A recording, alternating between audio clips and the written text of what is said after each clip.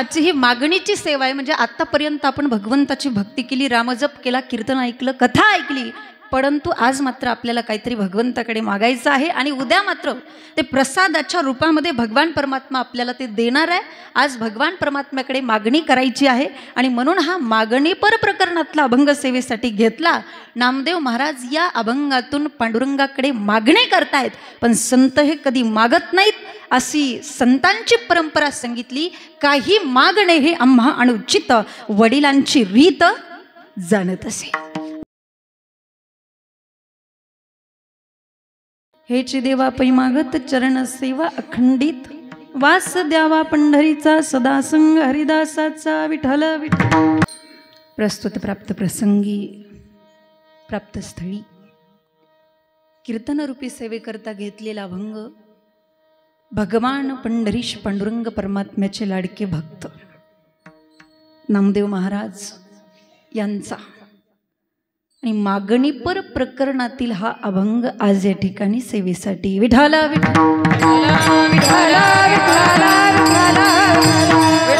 अभंगावरती बोलण्यापूर्वी थोडासा परिहार देणं वक्त्याचं कर्तव्य आहे.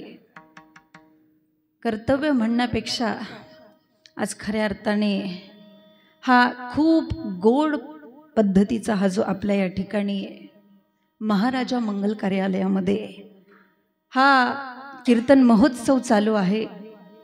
हरिभक्ती सेवा संघ आयोजित कीर्तन सोहळा आणि भजन स्पर्धा अशा दोन्हींचाही मेळ आज या ठिकाणी आपल्याला पाहायला मिळतो. आणि दुसरी गोष्ट म्हणजे रामजप सुद्धा आपण या ठिकाणी चालू केलेला आहे आणि तो मला वाटतं पूर्ण होत आलेला आहे.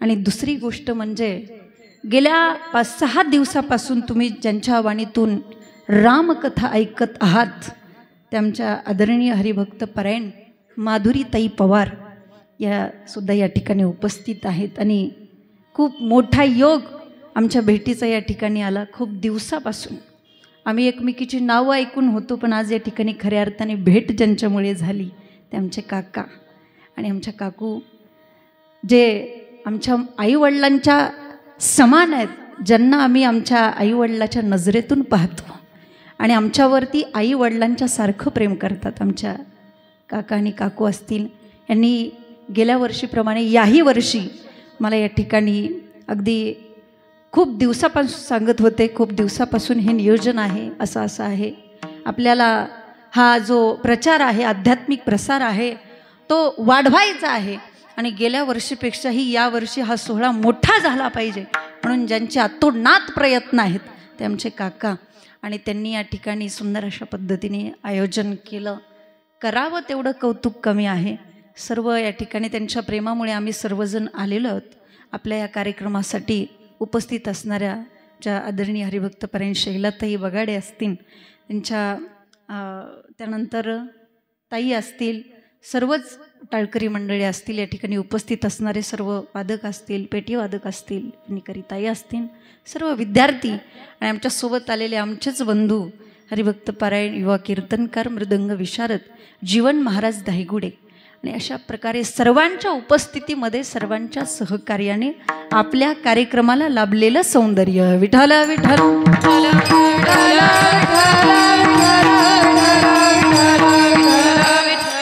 आजची ही मागणीची सेवा आहे. म्हणजे आतापर्यंत आपण भगवंताची भक्ती केली, रामजप केला, कीर्तन ऐकलं, कथा ऐकली, परंतु आज मात्र आपल्याला काहीतरी भगवंताकडे मागायचं आहे आणि उद्या मात्र ते प्रसादाच्या रूपामध्ये भगवान परमात्मा आपल्याला ते देणार आहे.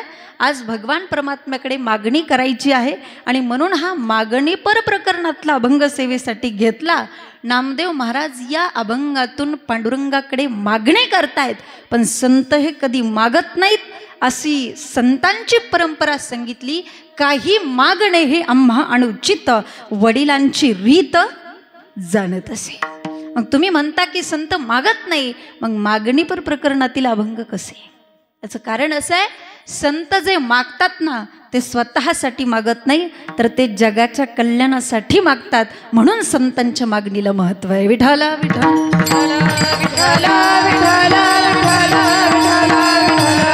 आणि पहिली गोष्ट म्हणजे ज्या नामदेव महाराजांना पांडुरंगाशिवाय एक क्षणभरही करमत नव्हतं आणि ज्या पांडुरंग परमात्म्याला नामदेव महाराजांशिवाय एक क्षणभरही करमत नव्हतं, त्या नामदेव महाराजांना देवाकडे काही मागण्याची गरज होती का?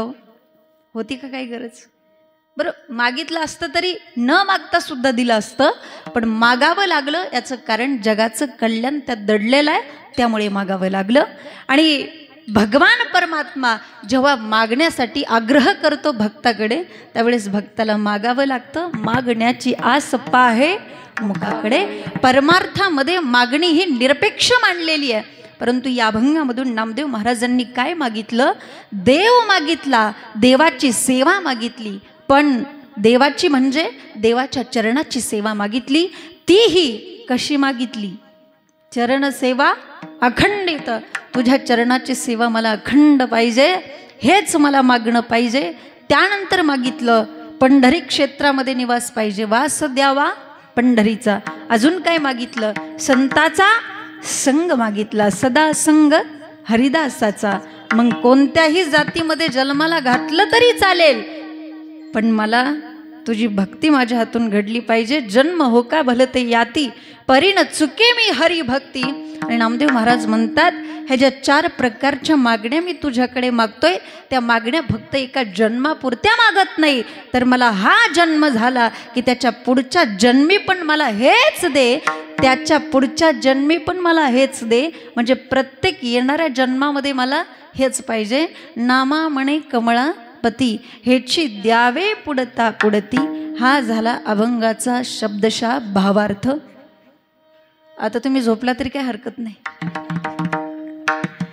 अभंगावरती आपल्याला पूर्णपणे विश्लेषण करायचे. मी काय तुमचा जास्त वेळ घेणार नाही. फक्त एक दीड तासामध्ये मी तुम्हाला संपूर्ण अभंगाचं चिंतन विस्तार करण्याचा प्रयत्न करणार आहे, मांडणार आहे तुमच्यासमोर.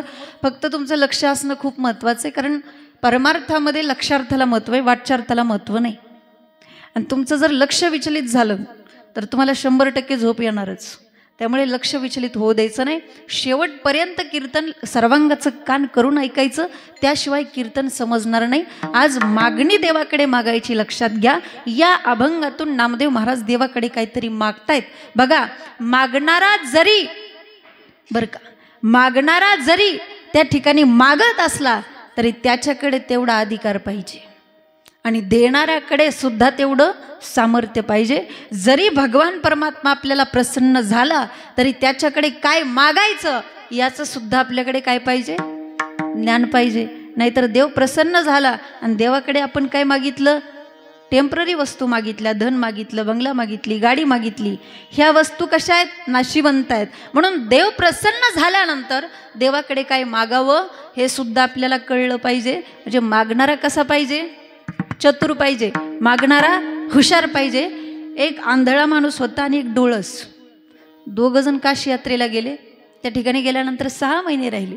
6 महिने त्यांनी भगवान परमात्म्याची, शंकराची सेवा केली आणि 6 महिन्यानंतर भगवान शंकर त्यांना प्रसन्न झाले आणि त्या दोघांना म्हटले, बघा मी तुम्हाला प्रसन्न झालोय. तेव्हा त्या डोळस माणसाला म्हटले, बघ तुला जे काय मागायचं आहे ते 3 वाक्यामध्ये माग. आणि त्या आंधळ्याला म्हटले, बघ तुला जे काय मागायचं ते एकाच वाक्यात माग. आंधळ्याला काय म्हटले? एका वाक्यात. आणि डोळसला काय म्हटले? 3 वाक्यात. त्या ठिकाणी पार्वती माता होत्या. त्या म्हटल्या, देवा हा काय न्याय आहे का? पुण्यवंत पाताळ लोकी नेला आणि दरिद्री तो हा बिचारा आंधळा माणूस आहे आणि तुम्ही त्याला काय म्हणता की एकाच वाक्यात माग. आणि याला चांगले 2 डोळे आहेत, चांगलं दिसतंय, तुम्ही त्याला काय म्हणतात की 3 वाक्यात माग. देवा हा काय न्याय आहे का? त्यावेळेस देव म्हटले, तुला बघायचं का याच्यात हुशार कोण आहे? म्हटले ठीक आहे. मग त्यातला जो डोळस होता तो म्हटला, देवा मी अगोदर घरी जाऊन बायकोला विचारतो काय मागायचं ती. काय काय लोक बायकोचा सल्ला घेतल्याशिवाय कुठलंच काम करत नाही, एवढे प्रामाणिक असतात. हो, घरी गेला. घरी गेल्यानंतर बायकोला म्हटलंय, बघ मला भगवान शंकर प्रसन्न झालेला आहेत, मी काय मागू?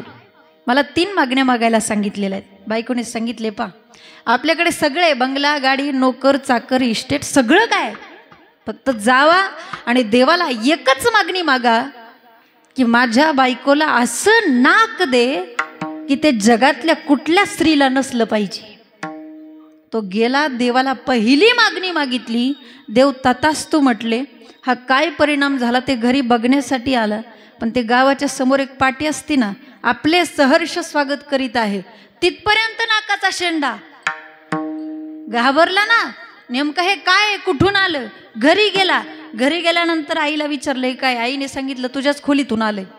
खोलीमध्ये गेला, बघतोय तर काय सुंदर ते धान. हसायला लागला. बायको रागवली, म्हटली हसताय काय, जावान देवाला दुसरी मागणी मागा की दिलेलं नाक कमी कर. गेला, देवाला दुसरी मागणी मागितली. काय परिणाम झाला, घरी पाहण्यासाठी आला. बघतोय तर तिथं बोर्ड लावण्याची वेळ आली होती, इथं इथं नाकाची जागा आहे, नाकच नाही. पुन्हा बायको रागवली, म्हटली जावा आणि देवाला तिसरी मागणी मागा की माझ्या बायकोचं नाक होतं तसंच ठेव. म्हणजे तिन्ही मागण्या काय झाल्या, फुकट गेल्या, वाया गेल्या ना. आता नंबर आला आंधळ्यावर का. देव म्हटले बघ, तुला जे काय मागायचंय ते एकाच वाक्यात मागायचंय. आंधळ म्हटलं देवा मला माहिती आहे, मला एकाच वाक्यात मागायचंय. देव म्हटले माग पटकन. तेव्हा आंधळ्याने मागितलं, देवा मी माझ्या नातवाच्या डोक्यावरचं राजछत्र स्वतःच्या डोळ्यांनी पाहावं. काय मागणी मागितली बघा. देवाला सुद्धा त्याची मागणी पूर्ण करण्यासाठी विचार करावा लागला. एकतर ते आंधळ होतं, त्यामुळे त्याचं लग्न झालं नव्हतं. देवाला पहिल्यांदा त्याचं लग्न करून द्यावं लागलं. लग्न करून दिल्यानंतर त्याला मुलगाच द्यावा लागला. त्याच्या मुलाचंही देवालाच लग्न लावून द्यावं लागलं.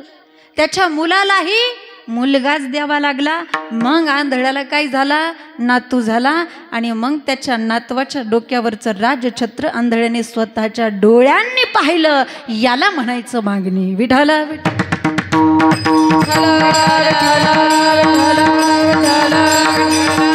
म्हणून मागणारा चतुर पाहिजे. देव जरी प्रसन्न झाला तरी, आणि मागणाऱ्याकडे तेवढा अधिकार पाहिजे. माझ्या नामदेव महाराजांचा तेवढा अधिकार होता. सहु युगाचा नामा भक्त उभा कीर्तनी. चारही युगामध्ये माझ्या नामदेव महाराजांनी देवाची तेवढी भक्ती केली होती. आणि नामदेव महाराजांचं कीर्तन म्हणजे तुमचं माझं कीर्तन नाही.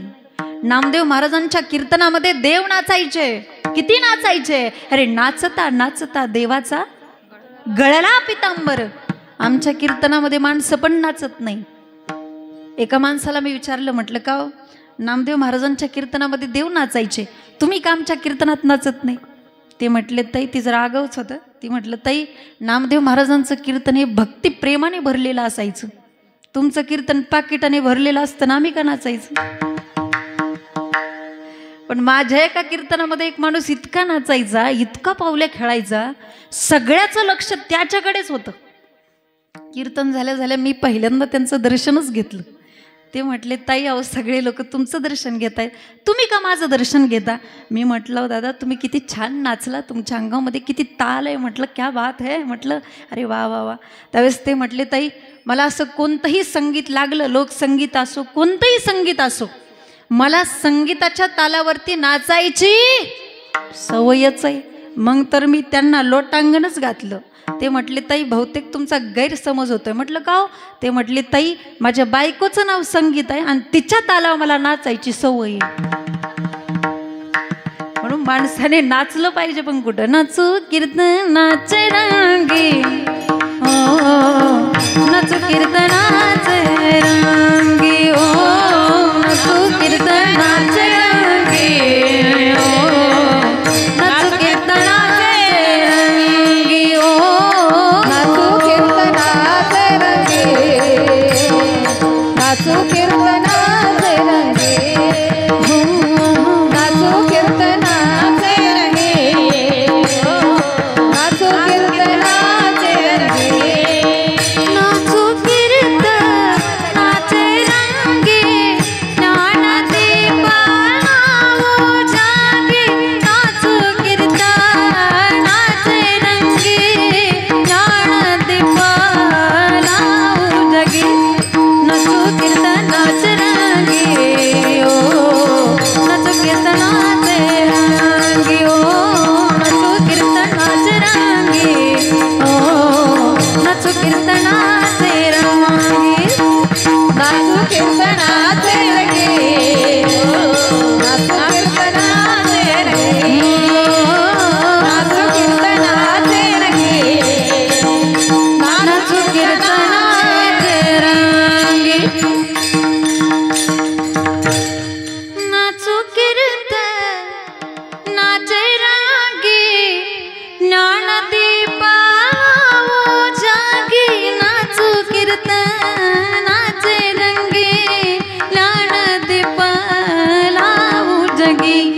नचू कीर्तनाचे रंगी हो, नचू कीर्तनाचे रंगी हो, नचू कीर्तनाचे रंगी हो, नचू कीर्तनाचे रंगी.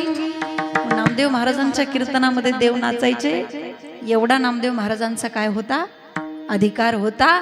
म्हणून नामदेव महाराजांचा अधिकार खूप मोठा होता. मागणारा अधिकारी पाहिजे, देणाऱ्याकडे तेवढं सामर्थ्य पाहिजे आणि देणारा तेवढा उदार पण पाहिजे. आणि माझा भगवान परमात्मा इतका उदार आहे, तुझे औदार्य जाणो स्वतंत्र, देताना म्हणसी पात्रा पात्र, परी कैवल्या ऐसे पवित्र, जे वैरियासी दिधले, वैर्यांना सुद्धा ज्यांनी मुक्ती दिली असा माझा भगवान परमात्मा आहे. उदार तू हरी ऐसी कीर्ती. माणसाकडे औदार्याबरोबर दातृत्व सुद्धा पाहिजे. पण काही लोक जेवढे श्रीमंत असतात ना तेवढे ते कंजूस असतात बरं का. एक माणूस इतका कंजूस होता, इतका कंजूस होता, त्याने बरंच वय झालं तरी लग्नच केलं नाही हो. का तर लग्न झाल्यानंतर बायको सगळ्या पैशाची उधळपट्टी करेल म्हणून. शेवटी गावातली सगळी लोक त्याच्याकडे आली. म्हटलं अरे बाबा असं काय करतो, तुझं भरपूर वय झालं, आता तुला लग्न करावं लागेल ना. त्यावेळेस तो म्हटला नाही जमणार म्हटलं आपल्याला. शेवटी गावकरी म्हटले ठीक आहे, तुला नेमकी कशी बायको हवी, तुझी पसंत तरी आम्हाला सांग.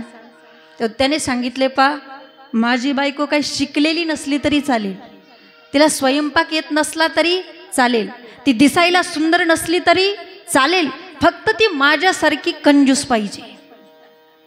गावातली लोक पण इतकी हुशार होती, ती म्हटले अरे तुझी होणारी बायको तरी इतकी कंजूस आहे, सर्दी आली तरी बाहेर शिंकत नाही, तशीच गिळून टाकते. म्हणजे माणसाने एवढं कंजूस नसून आहे ना. माणसाकडे औदार्याबरोबर दातृत्व पाहिजे. आणि माझा भगवान परमात्मा कसा आहे, विटेवरी जाची पाऊले समान, विटेवरी जाची पाऊले समान, विटेवरी जाची पाऊले समान, विटेवरी जाची पाऊले समान, विटेवरी जाची पाऊले समान, विटेवरी जाची पाऊले समान, विटेवरी जाची पाऊले समान, विटेवरी जाची पाऊले समान, विटेवरी जाची पाऊले समान, तुझी एक दान शूर दाता, विटेवरी जाची पाऊले समान, तुझी एक दान शूर दाता. विटेवरी जाची पाऊले समान, विटेवरी जाची पाऊले समान, विटेवरी जाची पाऊले समान, विटेवरी जाची पाऊले समान, विटेवरी जाची पाऊले समान, विटेवरी जाची पाऊले समान, विटेवरी जाची पाऊले समान, विटेवरी जाची पाऊले समान, विटेवरी जाची पाऊले समान, त्वची एक दान शूरदाता. आणि म्हणून व्यवहारामध्ये मागणी ही निषिद्ध मांडलेली आहे. व्यवहारामध्ये मागणी ही वर्ज्य मांडलेली आहे. लक्षात घ्या. म्हणजे कसं, काही मागणं उचित असतं तर काही मागणं अनुचित असतं. म्हणजे उदाहरण द्यायचं झालं तर पत्नीने पतीकडे साडी मागणं हे उचित आहे, हे योग्य आहे, पण ती साडी परत धुवून द्या हे मागणं कसं आहे, अनुचित आहे. योग्य आहे का हे? नाही नाही नाही, हे योग्य नाही. म्हणून व्यवहारामध्ये मागणी ही निषिद्ध मांडलेली आहे. म्हणूनच मागण्याचा जो अधिकार आहे तो कोणाला आहे? मागण्याचा अधिकार त्याला आहे ज्याने जनसेवा केलेली आहे. ज्याने जनसेवा केलेली आहे त्यालाच काय मिळतो? मेवा मिळतो. म्हणून माझ्या नामदेव महाराजांना तेवढा अधिकार होता, एवढा अधिकार होता. ज्या वेळेस नामदेव महाराज पांडुरंग परमात्म्याच्या मंदिरामध्ये पांडुरंगाचं दर्शन घ्यायला जायचे ना, अरे त्यावेळेस पांडुरंगाची मान आपोआप खाली व्हायची. बघा, एवढा अधिकार होता, एवढी भक्ती होती. एके दिवशी नेहमीप्रमाणे माझे नामदेव महाराज पांडुरंगाच्या मंदिरामध्ये गेले. पांडुरंगाच्या पायावरती मस्तक ठेवलं आणि पांडुरंगाच्या डोळ्यातील 2 अश्रूचे थेंब नामदेव महाराजांच्या पाठीवरती टपकन पडले. नामदेव महाराजांना जरा जाणवलं. नामदेव महाराजांनी वरती पाहिलं आणि नामदेव महाराज पांडुरंग परमात्म्याला म्हणतायत, देवा अरे जगाचं अश्रू पुसणं हे तुझं काम आहे आणि आज तू रडतो देवा, काय कारण काय? तेव्हा पांडुरंगाने सांगावं, नामदेवा अरे आपलं दुःख त्याला सांगावं, आपलं दुःख त्याला सांगावं ज्याच्याकडे ते दुःख दूर करण्याचं सामर्थ्य आहे. आपलं दुःख कुणालाही सांगत बसू नये. आपण जर आपलं दुःख कुणाला सांगत बसला ना तर हे जग इतकं वाईट आहे, आपल्या दुःखाचा बाजार केल्याशिवाय राहणार नाही. म्हणून तुम्हाला जर वाटत असेल आपलं दुःख सांगावं तर देवा सांगू सुख दुःख. एकतर देवाला सांगा नाहीतर मग संतांना सांगा. हे 2 ठिकाणं अशी आहेत की तुम्ही तुमचं कोणतंही दुःख असू द्या, तुम्ही तुमचं मन मोकळं करू शकता. आणि म्हणून पांडुरंग परमात्मा त्या ठिकाणी म्हणतायत नामदेवांना, नामदेवा अरे आपलं दुःख त्याला सांगावं ज्याच्याकडे ते दुःख दूर करण्याचं सामर्थ्य आहे. पण नामदेव महाराज म्हणतात, देवा अरे काय दुःख आहे तुला, मला सांग तरी. अरे तुझं दुःख दूर करण्यासाठी मला प्राण त्याग जरी करावा लागला तरी हा नामा पुढं मागं बघणार नाही, फक्त तुझं दुःख सांग. तेव्हा पांडुरंग परमात्मा त्या ठिकाणी म्हणतायत, नामदेवा गेल्या 4ही युगामध्ये तू माझी इतकी भक्ती केली पण त्या भक्तीच्या बदल्यात तू मला कधीच काहीच मागितलं नाहीस.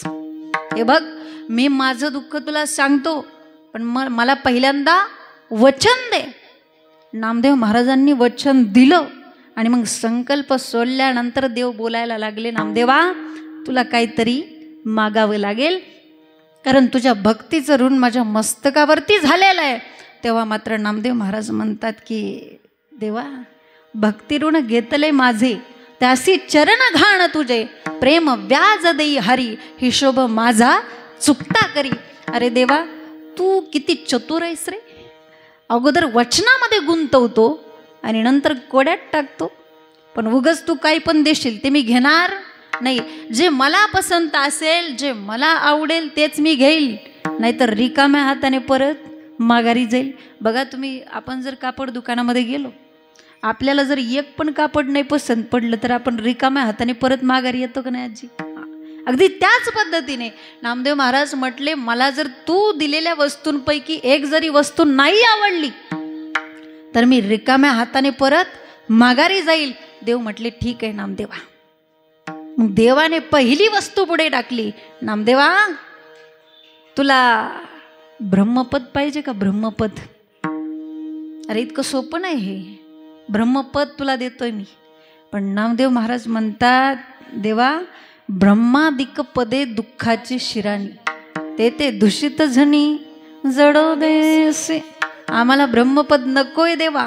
आता देवाने दुसरी वस्तू पुढे टाकली, नामदेवा अरे तुला ब्रह्मज्ञान पाहिजे का? ब्रह्मज्ञान जे मिळवण्यासाठी अनेक प्रकारचं तपस्यास करावं लागतं ते मी तुला सहज देतोय नामदेवा. नामदेव महाराज म्हणतात, नको ब्रह्मज्ञान आत्मस्थिती भाव मी भक्त तू देव ऐसे करी. आम्हाला ब्रह्मज्ञान नकोय. आता देवाने तिसरी वस्तू पुढे टाकली, नामदेवा तुला वैकुंठ भूमीची जागा पाहिजे का? कुठली? वैकुंठ भूमी पाहिजे का तुला? नामदेव महाराज म्हणतात, ज्या वैकुंठात तूच राहत नाही ते वैकुंठ आम्हाला कशाला? नको वैकुंठीचा वास आहे तया सुखानाश. आम्हाला वैकुंठ भूमीची जागा नकोय. आता देवाने चौथी वस्तू पुढे टाकली, नामदेवा अरे तुला मुक्ती पाहिजे का? मुक्ती. नामदेव महाराज म्हणतात, अरे मुक्ती तर नकोच नको, कारण तुका म्हणे नामा पाशीचारी मुक्ती. अशी कितीतरी प्रमाण देवाची द्वारी उभा क्षण बरी किंवा तुका म्हणे मुक्ती परिणिली नोवरी आता दिवसचारी खेळी मेळी. नामदेव महाराज म्हणतात, अरे आमच्याकडे तर मुक्तीच्या पंक्तीच पंक्ती आहेत. जयाने घातली मुक्तीची गवांदी, जयाने घातली मुक्तीची गवांदी, घातली मुक्तीची गवांदी, जयाने घातली मुक्ती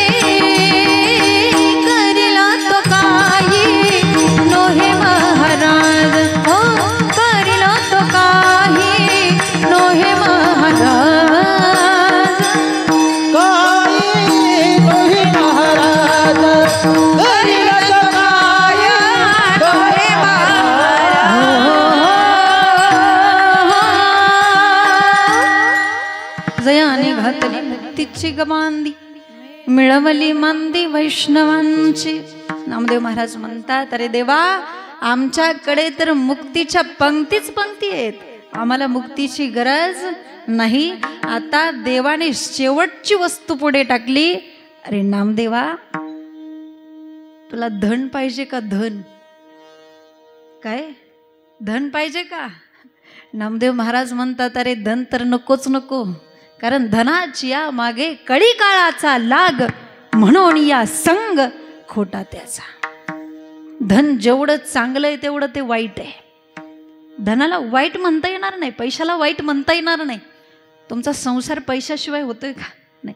संसार सोडा, पण परमार्थ सुद्धा पैशाशिवाय होत नाही काका, बरोबर आहे का नाही? परमार्थ करण्यासाठी सुद्धा काय लागतं? धन लागतं. पण पैसा मापात असावा, तो कमी पण नसावा आणि जास्त पण नसावा, तो गरजेपुरता असावा.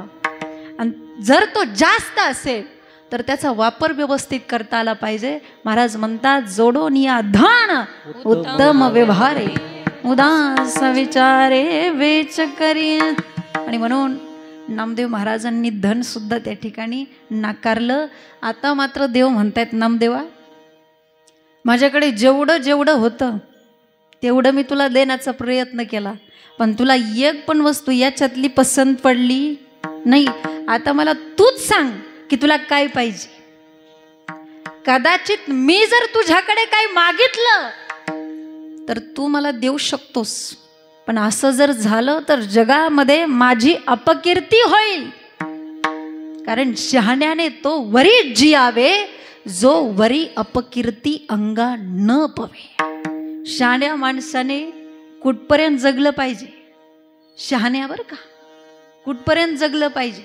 जोपर्यंत त्याची अपकीर्ती होत आणि ज्यांना काही लाजच नाही.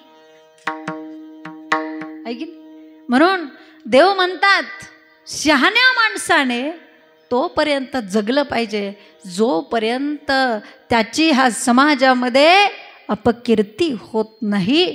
तेव्हा पांडुरंग परमात्मा नामदेव महाराजांना विनंती करू लागले, नामा, हे बघ, तू मला वचन दिलेलं आहे, त्यामुळे तुला काहीतरी मागावंच लागेल. तुला तुझ्यासाठी नाही, पण जगाच्या कल्याणासाठी का होईना, परंतु काहीतरी मागावंच लागेल. त्या ठिकाणी देव आग्रह करू लागले. देव काकुलतीला आले आणि मग देवाच्या आग्रहा खातर नामदेव महाराजांनी जे काही मागितलं ते अभंगाच्या प्रथम चरण. देवा पै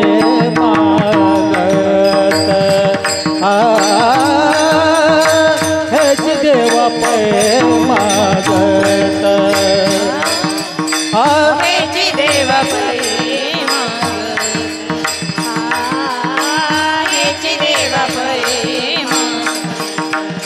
चरणा सेवा खटित, चरणा सेवा